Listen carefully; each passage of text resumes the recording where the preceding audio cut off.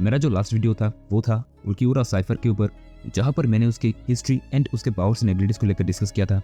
Basically वो एक छोटा सा कैरेक्टर एनालिसिस था उल्कियोरा साइफर का, एंड मैंने सोचा क्यों नहीं ये सेम चीज ब्लीच एनिमे के 6th एस्पेडा ग्रीमजो यगरचिक्स के साथ भी किया जाए। एंड यार यू गो, जहां पर हम आज इस वीडियो में ग्रीमजो की हिस्ट्री एंड उसके पावर्स एंड एबिलिटीज को लेकर बात करेंगे। सो वीडियो को ऊपर एंड तक देखना और बिल्कुल भी स्किप मत करना। सो हे गाइस, मैं हूं Akash and without any further delay let's get started. Grimmjow एक समय पर एक एजुकस लेवल का मिनोस था, एंड एक समय के बाद उसे अपने जैसे और बहुत सारे एजुकस मिले।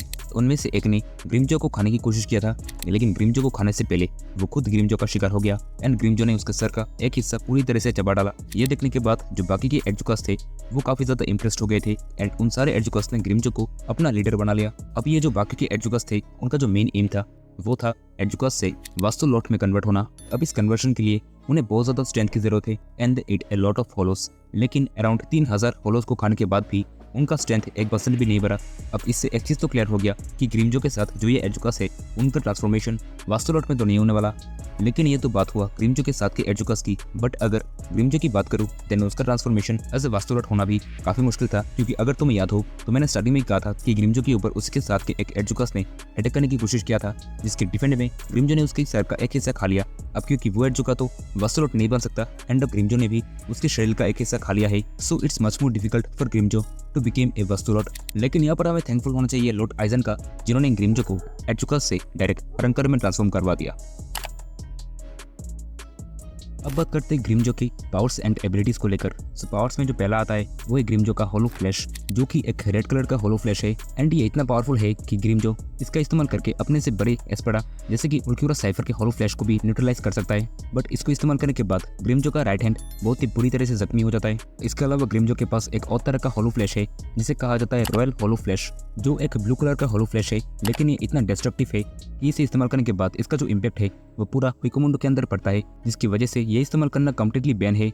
लेकिन फिर भी हमने ग्रीमजो को इसे इस्तेमाल करते हुए देखा था जब उसका लास्ट बैटल हो रहा था इचिगो के अगेंस्ट।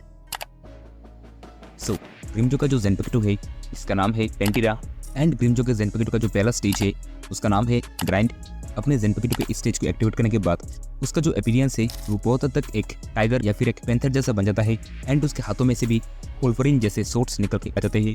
अपने इस स्टेज के अंदर ग्रीमजो का जो स्ट्रेंथ एंड स्पीड है वो पहले से काफ़ी ज़्यादा बढ़ जाता है, एंड इस स्टेज के अंदर वो सोनिक वेव प्रोड्यूस कर सकता है, एंड वो इतने पावरफुल होते हैं कि वो बिना हाथ लगाए बस अपने सोनिक वेव्स की मदद से अपने ओपोनेंट को डिफीट कर सकता है।